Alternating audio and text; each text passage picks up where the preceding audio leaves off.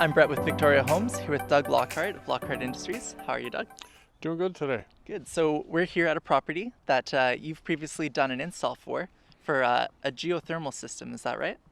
Geothermal system, or some people call them Geo Exchange, because we're not hot rocks. We're basically exchanging heat to and from the ground. Okay. Correct. So there's basically a loop that goes through the yard and collects heat straight from the earth and then channels that into the house? Correct. Basically, in this house here, the loop is coming out underground here. It goes out around in behind the garden and back again. So basically, the loop is underneath the lawn, the front lawn here. Okay. Awesome. And what's the main benefit of a geo exchange system over like a regular HVAC cooling system? There's a number of benefits, the main one being the fact that we wipe out generally about 85% of the customer's heating bill. Wow. And then in the 85%. cooling aspect, because they preheat the domestic hot water, the cooling, if you were to cool this 5,500 square foot home, you would put all of the so-called waste heat into the domestic hot water. So the cooling basically comes free, and the heating of the domestic hot water at a quarter of the cost in the winter is basically free in the summertime. That's amazing. So what's the cost difference between installing a geo exchange system and like a regular HVAC system? Well, typically the capital cost is quite a bit higher. If you're looking at Geo Exchange compared to, say, an air-to-air heat pump, you would be about twice what an air-to-air heat pump is. Okay. And then you would be, say, compared to a conventional air conditioning system with gas heat or electric heat, you would probably be about 3 times that.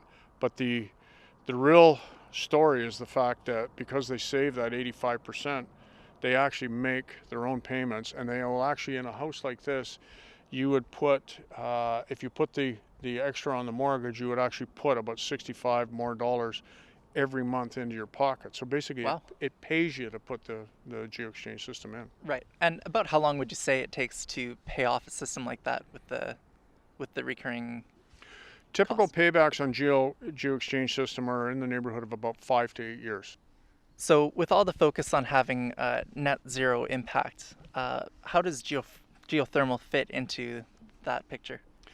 Well, the interesting thing about Geo Exchange geothermal is that it is probably as green, if not greener, than some of the other options out there. For instance, on the average house, and obviously this isn't an average house, we have about a 3,000 kilowatt hour per year plug load. So that's running your TV, your computers and your lights. Okay. And you would run on a geothermal system in that same average Canadian home, you would run about 4,000 kilowatt hours per year.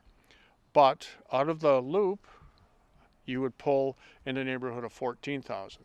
Wow. So the house is consuming 7,000, but the ground is actually bringing to you for free 14,000. So it's a net zero times 2. And with the advancements in Geo Exchange these days, with the compressors and the stagger starts with the variable speeds, now we can utilize solar and wind, which is green energy, to supply that. So now you have a perfectly recycled system where we never get rid of the heat. Basically, we're constantly recycling, or the energy, I should say. Wow. And you installed an ocean loop at Brentwood College. Could you tell us a little bit about that? The ocean loop that we put in Brentwood College is basically around about 1,100 tons of CO2 a year savings. In that system there, we have about 500 tons of heat exchanger in the ocean.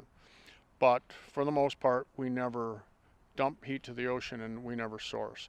The beauty of that system, yes, we can pull all the heat out of the ocean if we have to, but we keep recycling. And the more buildings that Gordy puts on it down there, the more we were able to just move the heat around. So. Right. So we saw Boris working earlier. What's he working on over there? Oh, we're doing some maintenance on the loop. You have to check the loop from time to time and make sure the loop pressure is up, and check the antifreeze and make sure that the antifreeze hasn't degraded. So we're starting off going into the into the cooling season with the loop heating. So consequently, we're making sure the loop is up to pressure, the alcohol is okay. So he's flushing the loop here and leaving it up to pressure before the summer. Well, it sounds like the savings and the green qualities of the geothermal are by far the best option for any homeowner.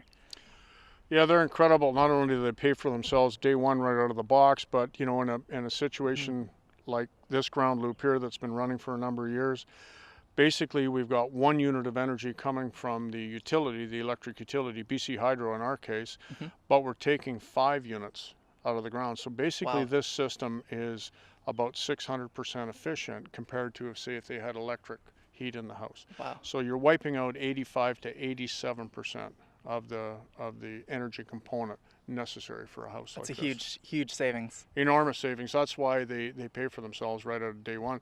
And that's the true cost of ownership. What's it costing you for a year for Hmm. energy? What does it cost you for, say, the extra money that it would cost for the system compared to a conventional, and both those components? And we always end up so much higher with Right. yeah. Awesome. Well, thank you for having us out. Yeah, appreciate it. Thanks for popping out.